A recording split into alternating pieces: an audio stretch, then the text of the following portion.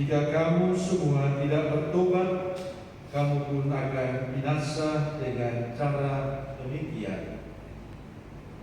Sekali peristiwa datanglah beberapa orang kepada Yesus dan membawa kabar tentang orang-orang Galilea yang dibunuh Pilatus dengan darahnya dicampurkan dengan darah kurban yang mereka persembahkan. Maka berkatalah Yesus kepada mereka, sangka orang-orang Galilea itu lebih besar dosanya daripada dosa semua orang Galilea yang lain, karena mereka mengalami nasib demikian? Tidak, kataku kepadamu, tetapi jika kamu tidak bertobat, kamu semua pun akan binasa dengan cara demikian. Atau sangkamu ke 18 orang yang mati ditimpa menara dekat Siloam lebih besar kesalahannya daripada semua orang lain yang diam di Yerusalem? Tidak, kataku kepadamu, tetapi jika kamu tidak bertobat, kamu semua pun akan binasa dengan cara demikian. Kemudian Yesus mengatakan perumpamaan ini. Ada seorang mempunyai sebatang pohon ara yang tumbuh di kebun anggurnya. Ia datang mencari buah pada pohon itu, tetapi tidak menemukannya. Maka berkatalah ia kepada pengurus kebun anggur itu, sudah 3 tahun aku datang mencari buah pada pohon ara itu, namun tidak pernah menemukannya. Sebab itu tebanglah pohon ini. Untuk apa pohon ini hidup tanah ini dengan percuma? Pengurus kebun anggur itu menjawab, Tuhan, biarkanlah dia tumbuh setahun ini lagi. Aku akan mencampur tanah di sekelilingnya dan memberi pupuk kepadanya. Mungkin tahun depan akan berbuah, jika tidak, tebanglah. Demikianlah sabda Tuhan.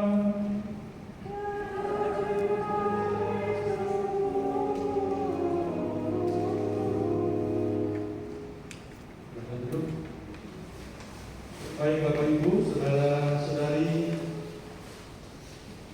terutama keluarga yang saya kasih, Mary dan juga kedua anakku dan keluarga besar yang dikasih Tuhan. Selamat siang berkat dalam.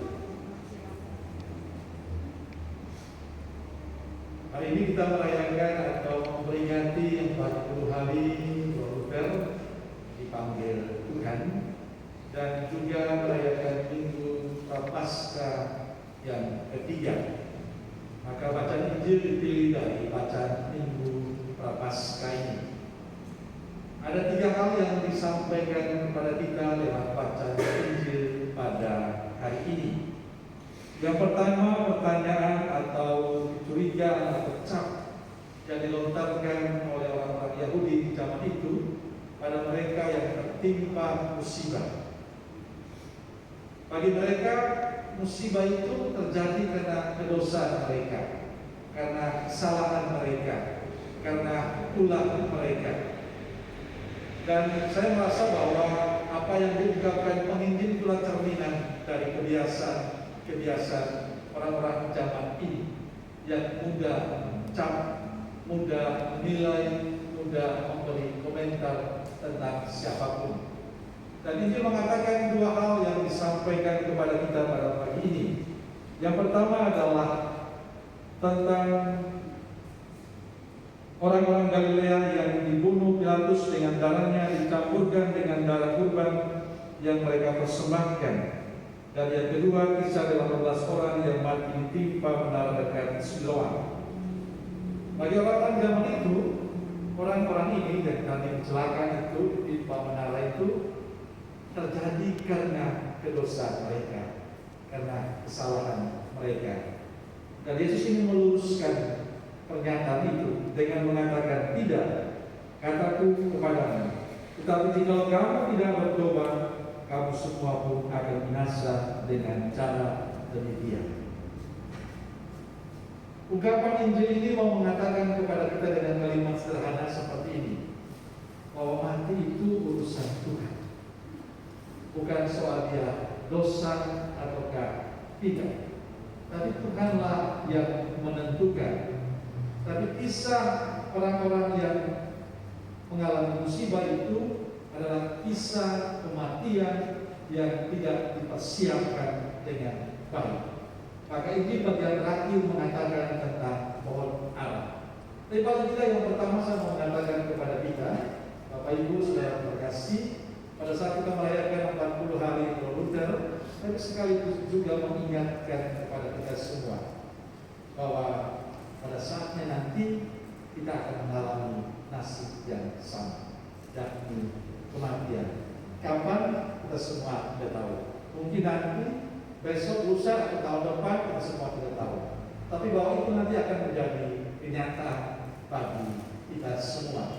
Maka Injil memberikan solusi yang terbaik untuk kita pada bagian terakhir, di mana ada tuan kebun anggur yang datang untuk melihat anggurnya, arahnya, tapi tidak menemukan apa-apa.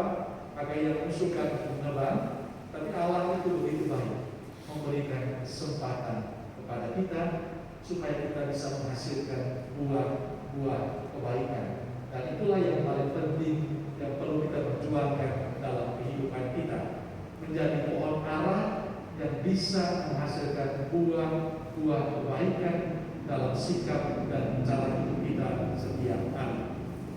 Dan Luther sudah memberikan contoh itu untuk kehidupan kita semua, bahwa hidup yang begitu singkat, dalam usia 49 tahun beliau dipanggil Tuhan.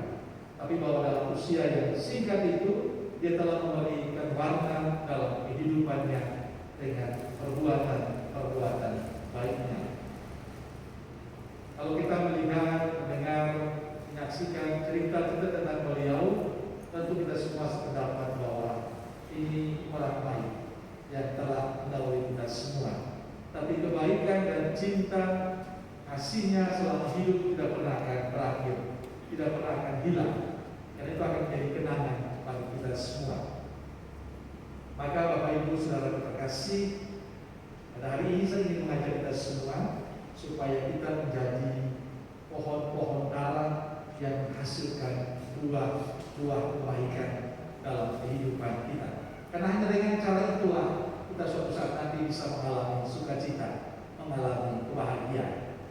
Hanya dengan cara itulah kita bisa menjadi berkat.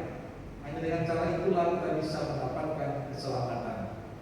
Karena itu waktu yang singkat ini jangan sampai menjadi waktu yang terlewatkan begitu saja, tapi menjadi waktu yang penuh makna, waktu yang penuh berarti untuk kehidupan kita semua. Maka mari Bapak Ibu teman-teman semua, saya percaya kita semua ingin menjadi berarti untuk sesama kita. Kita semua ingin menjadi berkat untuk sesama kita. Tapi kadang-kala itu hanya sampai pada keinginan, sampai pada wacana, sampai pada rencana. Pada Tuhan tidak butuh rencana itu. Yang Tuhan butuhkan adalah bagaimana kita sungguh-sungguh menjadi berkat pada sesama kita, keluarga kita, komunitas kita, lewat cara hidup kita, sikap hidup kita yang baik. Dan yang kedua, Tuhan ingin supaya kita selama hidup ini menjaga tutur kata kita. Mengapa Tuhan mengecam orang-orang Yahudi?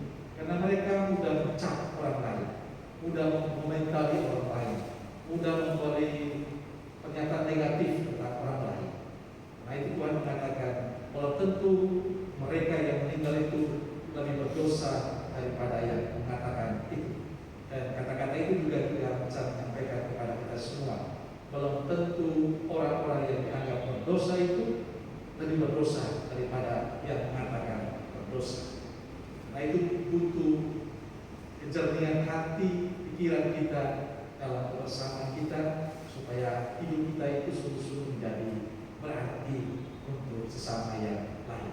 Mari saudara terkasih, kita syukuri kesempatan yang indah ini, terutama pada saat kita mengenang kepergian Luther, tapi sekaligus juga mengenang kebaikan dan cinta yang telah Dia tunjukkan kepada kita semua, tapi sekaligus menyadarkan kita bahwa kita harus mewujudkan itu dalam keseharian hidup kita, supaya kita menjadi orang-orang yang bisa memberi berkat bagi sesama.